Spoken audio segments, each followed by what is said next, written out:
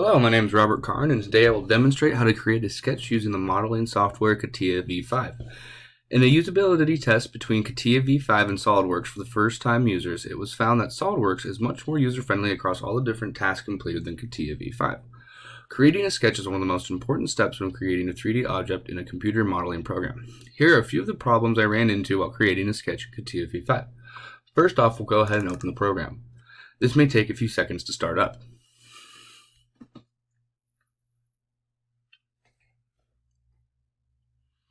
Right off the bat, we notice the program doesn't automatically open to a default workbench. This means depending on what the last user was doing before closing the program dictates what workbench you are in.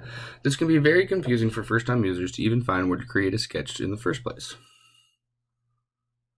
First, we'll hit Start, then Mechanical Design, Sketcher.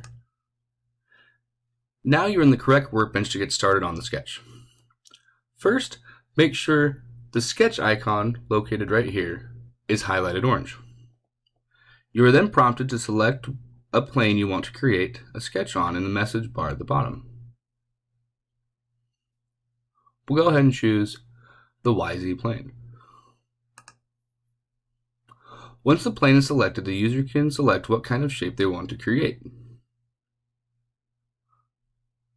Lines were used to create a square for this usability test.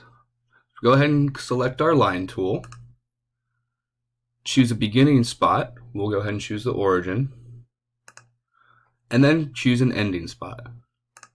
This creates your line. The user then has to go and click the line tool again and repeat the process for every line created. This is very time consuming when creating multiple lines at the same time.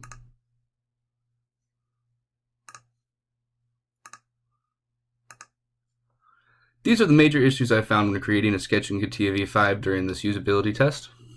Thank you for watching.